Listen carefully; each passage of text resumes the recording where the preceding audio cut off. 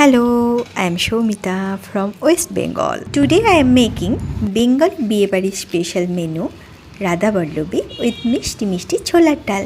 বিয়েবাড়ির মরশুমে বিয়েবাড়িতে নিমন্ত্রণ না পেলে বাড়িতে করা ছাড়া আর উপায় কি? বাড়িতে বানালেও রাধা বল্লভীটা খেতে হবে একেবারেই বিয়েবাড়ির মতো। তার জন্য কিন্তু ছোট ছোট কতগুলো টিপস থাকবে, সেগুলো ফলো করতেই হবে। চলুন স্টার্ট করি। 150 গ্রাম মতো বিউলির ডাল আমি আগের দিন রাতে ভিজিয়ে রেখেছিলাম। সেই বিউলির ডালটা আমি একটু মিক্সিতে বেটে নেব। আর মিক্সিতে আমি ততক্ষণই বাটবো যতক্ষণ না একদম মিহি হয়ে বাটা হয়ে যাচ্ছে। তার জন্য অল্প একটু জল দিলেও দিতে পারেন কিন্তু। এরপর আমাদের লাগছে বেশ খানিকটা মৌরি, শুকনো খোলায় হালকা ভেজে নিতে পারেন, ভালো করে ডাস্ট করে নিতে হবে। তারপর বেশ খানিকটা আদা আর একটু কাঁচা লঙ্কা হামালদিস্তের মধ্যে দিয়ে নুন দিয়ে ভালো করে মিহি করে বেটে নিয়েছি। এরপর ময়দার মধ্যে নুন, একটু চিনি, শুকনো খোলায় ভেজে গুঁড়িয়ে রাখা মৌরি, 2 চামচ মতো বেটে নেওয়া বিউলির ডাল, ময়ন দেবেন পরিমাণ মতো, আর আদা আর কাঁচা লঙ্কা একসাথে পেস্ট করে নিয়েছিলাম, ওখান থেকে খানিকটা দিয়ে ভালো করে মেখে নেব ময়দাটা। উপর থেকে একটুখানি তেল ব্রাশ করে নিয়ে খানিকক্ষণ ঢেকে রেখে দেবো। এবার আমরা পুরটা বানাবো। একটা ননস্টিক প্যানের মধ্যে একটু সাদা তেল দিয়ে তার মধ্যে কালো জিরে, হিং, আদা, কাঁচা লঙ্কা বাটা আর মৌরি গুঁড়োনোটা দিয়ে দেব। দিয়ে একটু নুন মিষ্টি পরিমাণ মতো দিয়ে বেটে নেওয়া ডালটা দিয়ে খানিকক্ষণ নেড়ে চেড়ে নেব। ভাজতে ভাজতে বিউলির ডাল কিন্তু খুব আঠা আঠা, তো তাই জন্য ননস্টিক প্যানের মধ্যে লেগে যাচ্ছে।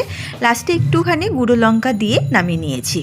এবার পুর ভরার পালা। ভালো করে বড় বড় করে লেচি করে নিয়েছি, তার মধ্যে বেশ খানিকটা করে পুর আমি ভরে দেব।